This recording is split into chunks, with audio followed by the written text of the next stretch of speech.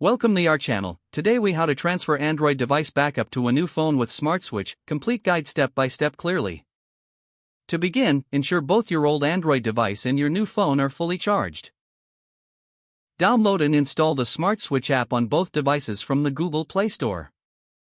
Open the Smart Switch app on your old device. Select the option to send data.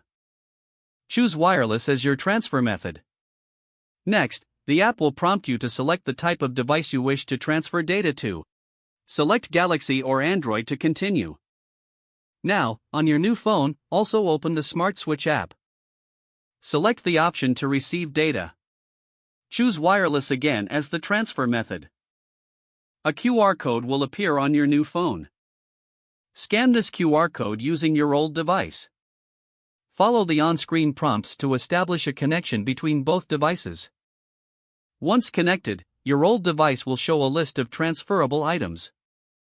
Select the data you wish to transfer, such as contacts, messages, and photos. Tap Send to begin the transfer process.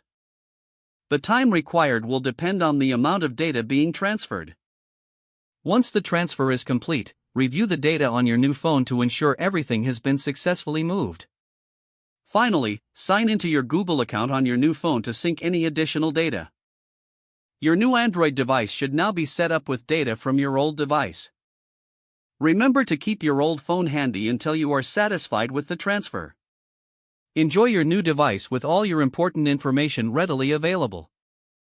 If the page does not load, refresh the browser or try again in a private or incognito window. Make sure you are using the correct email address, then retype it carefully to avoid small typos.